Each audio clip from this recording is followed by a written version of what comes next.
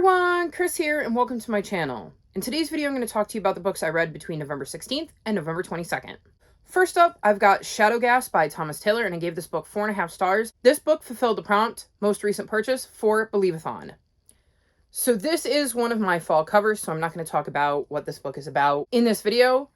I will link my fall covers video in the description below in case you're curious. But basically, I picked 5 books off of my physical TBR whose covers reminded me of the season of fall, explained why they did, and then went into them blind with the idea that I would film a wrap-up and tell you whether they were actually set in the season of fall. So you will have to wait for that video to find out what this book is about, but I really loved this book. I'm really enjoying the series, and I will definitely be continuing it if there are more books in Eerie on the Sea because I love this series.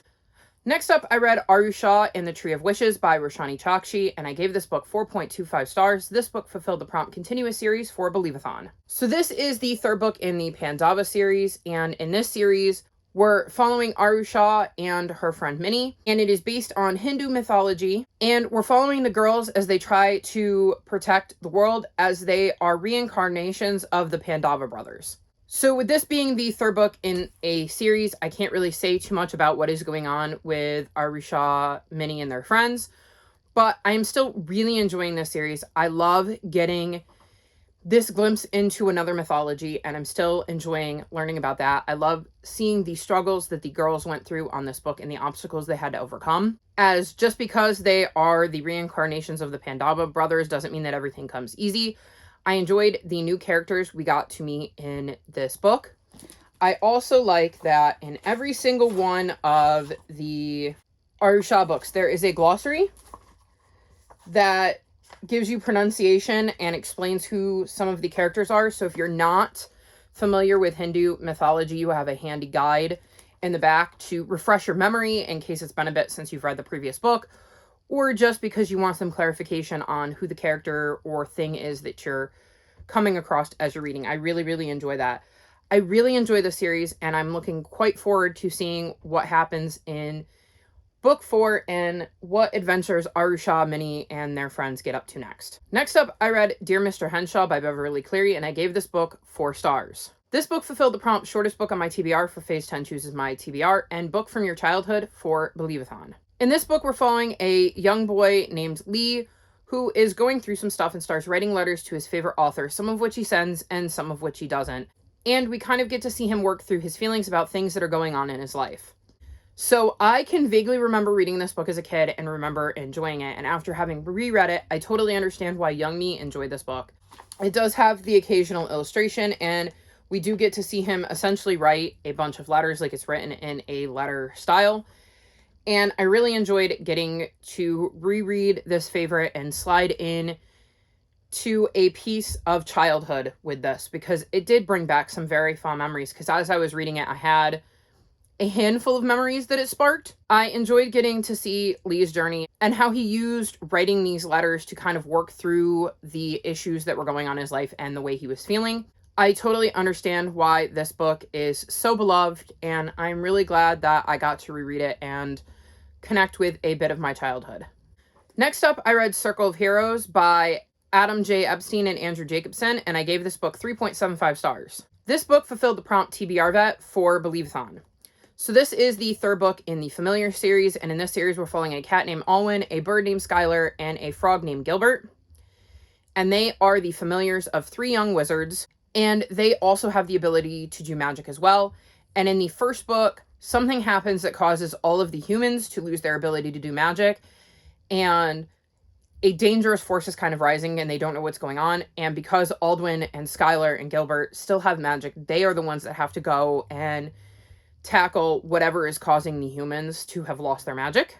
And again, given this is the third book in a series, I can't really tell you what is going on, but I'm still enjoying the series. I like getting to see Alwyn and Skylar and Gilbert and the relationship the 3 of them have, but also the relationship they have with their familiars and how that has grown throughout the 3 books. I love getting to see the adventure they go on in this one, and I definitely love some of the characters we meet in this book because we meet some new ones, and I thought it was really interesting seeing how that changed the dynamic between the 3 main characters. I am very curious where book 4 is going to go, because it kind of felt like this could have been the end of the story. So I'm curious to see what happens in book 4 and how that ties into the greater story.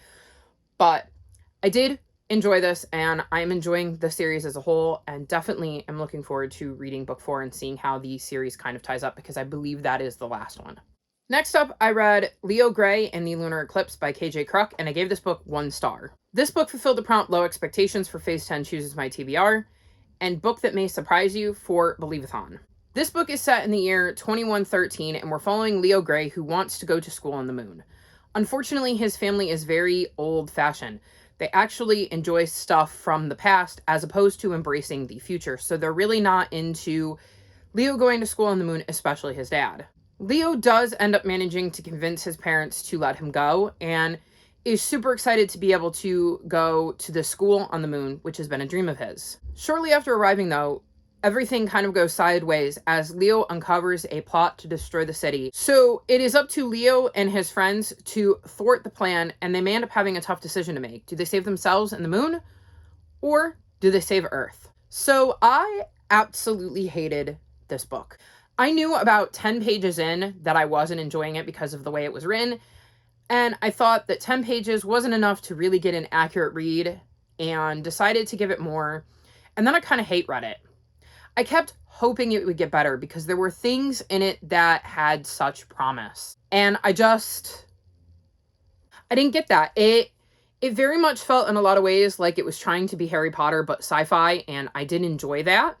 I'm going to link the vlog where I read this below so that you can see my in real time reactions to this, because I don't think I can explain how much I hated this book better than I could in the moment, because I have let a lot of the details of this book go since then because I didn't enjoy it. I didn't like Leo. I wasn't invested in the story. I didn't like the writing. I didn't like the plot. I have no good things to say about this book other than the fact that I've read it. I don't plan to read the sequel, and I don't ever have to pick up this book or this series again. This book was just not for me, and this is why I had it as low expectations and Book That May Surprise You, because with sci-fi, I tend to love it or hate it. It's very rarely like smack dab in the middle where I was like, that book was all right. And so I went into it with low expectations, and it did surprise me with how much I disliked this book. So yeah, this book was not for me, and I just didn't enjoy it. Next up, I read Ban This Book by Alan Gratz, and I gave this book 3.75 stars. This book fulfilled the prompt short book for Believeathon. So this is another one of my fall covers, and like before, I'm not going to talk to you about what this book is about because I'm going to save that for my fall cover wrap-up. So keep your eyes on my channel because that video should be going up soon. Next up, I read Count Me In by Varsha Baja, and I gave this book 4.25 stars. This book fulfilled the prompt Different Culture for Phase 10 Chooses My TBR and Contemporary for Believeathon. So in this book, we're following a young girl named Karina, and she is out with her grandfather one night, and the kid next door who she's had problems with, who her grandfather is tutoring, when her grandfather is brutally assaulted because he's Indian American. She then puts a heartfelt post up on social media, and when it blows up, she has to deal with the situation that has arisen from that. So I really enjoyed this book. It was awful to see what happened to Karina's grandfather and to see how much that affected Karina and her next door neighbor Chris and her grandfather and her family. And I think it is really relevant to real world situations and things that are going on in present day. I enjoyed the social media aspect of it and how it showed how social media can connect you with people who have gone through a lot of the same things you go through, or who are supportive of these situations you find yourself in and can bring that connection. I thought this was a very important contemporary for middle graders to read, and I really enjoyed the story, even though it isn't the happiest of books because of what happened to her grandfather. But I really enjoyed Karina and the strength she showed in the aftermath of what happened to her grandfather. And I like how Varsha Baja wrote her character and made you really feel connected to the story, even as somebody who is from a different culture. And I think this is a very important book, and I'm really glad that I took the time out to read it, and that Varsha Baja took the time out to write it because I think that it is going to be a very important book to get into the hands of middle graders. Next up, I read The Hotel Between by Sean Easley, and I gave this book 4 stars. This book fulfilled the prompt long book for Believeathon. So in this book, we're following Cam, whose parents are gone, and he lives with his grandmother and his twin sister who has spina bifida. One day he comes across the Hotel Between, which is a hotel that is between here and there and everywhere. He soon discovers that the hotel may have answers about what happened to his parents and leaves home to reside at the hotel to see if he can get some answers and bring his dad home. So this was a reread for me, and I really enjoyed this book upon reread. I like getting to see Cam go to this hotel and try to figure out what's going on because he really struggles with his sister's spina bifida, and he just wants to bring his dad home because he wants himself, his sister, and his grandmother to have more support, and he knows his dad is still out there. He's just kind of disappeared. And I really enjoy seeing him try to uncover the mystery of what is going on at the hotel and what kind of answers the hotel might have. I enjoy the magic of the hotel and how it can kind of be everywhere, and we get to see different locations that Cam travels to via this hotel. I also enjoy watching him try to figure out who in the hotel he can trust because, again, the hotel has answers about what happened to his dad, but he doesn't know exactly who in the hotel was involved in what happened. So it is interesting to see him wrestle with who to trust and how much information to give out to different people as he discovers things along the way. I also love how this demonstrates his love for his sister because at the end of the day, he just wants life to be better for him and his sister, and he thinks if he brings his dad home, life will improve for both of them. I really enjoyed this book, and I'm glad that I reread it because I had forgotten a lot of the details. So it was a good time to reread it and jump back into the story, and I definitely want to continue on with Cam's journey and find out more about the Hotel Between. Next up, I read Paola Santiago and the River of Tears by Taylor K. Magia, and I gave this book 4.25 stars. This book fulfills the prompt featuring water for Believeathon. In this book, we're following Paola, who has been told to stay away from the water as the water is haunted by the ghost of La Llorona.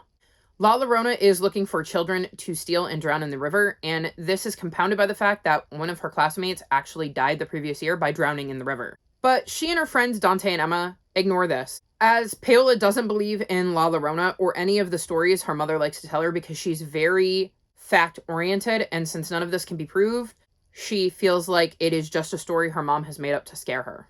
Then one day, Emma, Dante, and her have plans to meet up at the river, but when Emma doesn't show and appears to be missing, she and Dante set off to find out what happened to her. And Paola soon learns that there may be more truth to her mom's stories than she thought. So I really enjoyed this book. And like all Rick Riordan books, it deals with different mythologies from different cultures, and I liked getting to see some of Paola's mythology displayed throughout this book. I really enjoyed getting to see Paola be very fact-oriented and having her world kind of turned upside down a little bit when she realized that maybe there were things out there that she didn't know about that facts couldn't kind of prove or that defied reality. And it was interesting to see her go on this journey with Dante and try to find out what happened to her friend.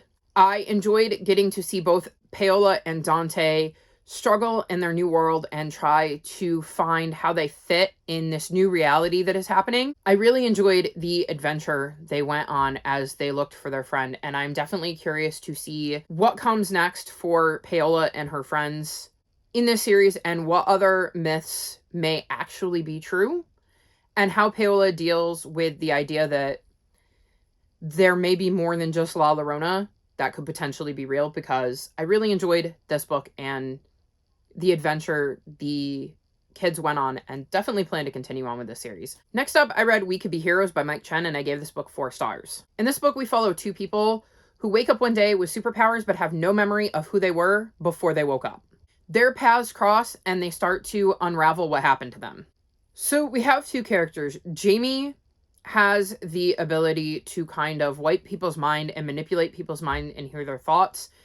And Zoe wakes up and has the ability to kind of fly, and she's super strong, but neither one of them have any idea what happened to them prior to waking up with no memories and superpowers. And it is interesting to see how each of them chose to deal with things after waking up essentially as an amnesiac superhero. I also think it is interesting with their paths cross because they don't necessarily trust one another. And it is interesting to see how that dynamic plays out because there are certain things each of them have been able to piece together about their past. And it is just interesting to watch that dynamic develop as they try to decide how much they can trust one another. Because, again, with not knowing anything that happened to them prior to waking up, it is very difficult for them to figure out who they knew beforehand. And they're both, like I said, trying to figure out how they got these powers and what they're supposed to be doing with them. So this is very much a superhero novel, and I really liked the way their powers worked and how their powers played out and how each of their powers was suited to what they wanted in life. I also thought some of the twists and turns in this book were quite interesting in how they played out as Zoe and Jamie discovered more information on their past. It was also a really easy read. Like, it was super easy to get into, and there wasn't a lot of extra details that kind of bogged down the flow of the story. Like, I thought the story flowed well, so I really enjoyed this book, and I'm glad I read it. Next up, I read Cream Buns and Crine by Robin Stevens, and I gave this book 3.5 stars. This book fulfilled the prompt food or drink on the cover for Phase 10 chooses my TBR. So this book is part of the Murder Most Unladylike series, and in that book we follow Hazel and Daisy, and they go to a boarding school in, I want to say, like the early 1900s, and they tend to solve mysteries that happen at this boarding school. And this is kind of a companion novel. It technically has book 0.5, 3.5, and 4.5 in it, as it has the case of the Deep Dean vampire, the case of the Blue Violet, and the case of Lavinia's missing tie. So those are in here, but it also has looks at Hazel and Daisy's like favorite detective mysteries. We get to see other characters from the series inject different things. Like, we have one of the characters we meet throughout the series is talking about different unsolved mysteries. We get to learn about code breaking. We get to learn how to set up your own detective society. And there is even a section in here where we hear from the author. And so it really is just a companion novel to the series that has a bunch of different aspects of the series or the characters in it in this book. And some of it I enjoyed more than others. My favorite part was learning about the unsolved mysteries of the time, and I thought some of those were really fascinating. There's actually one in there that sounded familiar to me, and I realized it was because I had read a similar thing in a recent middle grade fantasy I had read, and it made me wonder if the fantasy author had been inspired by the real life unsolved mystery. So I thought that was quite interesting. So there were parts of this book I enjoyed better than others. I definitely don't regret reading it, as I think there was enough in there that I enjoyed that it was worth reading, but some of it I didn't really care about. Either way, I enjoyed my time with this book, and I don't feel like I wasted it, and I would suggest checking it out, if for no other reason than to check out the unsolved mystery section, because I really did find that bit fascinating. And lastly, I read Murder in the Reading Room by Ellery Adams, and I gave this book 4.25 stars, and this book fulfilled the prompt cozy mystery for Phase 10 chooses my TBR. So this is the 5th book in the Murder Retreat series, and in this series we're following Jane, who, along with her great aunt and great uncle, run a resort that caters to book lovers.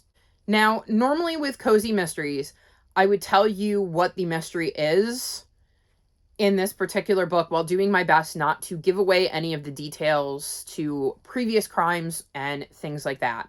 But I can't do that with this one because it kind of follows the events of book 4 and a major spoiler for the end of book 4.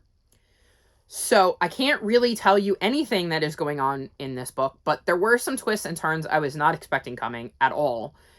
And it was really interesting to see how Jane dealt with the twists that were thrown at her in this book. I'm still very much enjoying this series and definitely plan to continue on with it. And like I said, this mystery was not at all what I was expecting it to be, because it doesn't follow the typical, here is the mystery that the main character is trying to solve, and it's completely separate from the previous books in the series. This one was directly related to events that happened in the previous book and is really connected to, I think, the overarching story of the series, which is a big twist from book 1, which I can't tell you about because, again, spoilers. I'm just really enjoying the way this series is playing out and how it has a much deeper kind of storyline running through it than some of the other cozy mysteries I've read in the past. and I definitely want to continue on with the series and see what kind of mysteries Jane has to solve in future books, along with her great aunt and uncle and her twin sons, because I think her having the twin sons definitely adds to it, and I could see them continuing to play a part in the mysteries going forward. So these are some of the books I read between November 16th and November 22nd. All of my social media, including my Discord, is linked in the description below if you'd like to come chat with me about any of these books. If you've made it this far in the video, leave me tree emojis, like this video, and subscribe to my channel, and I'll talk to you next time. Bye!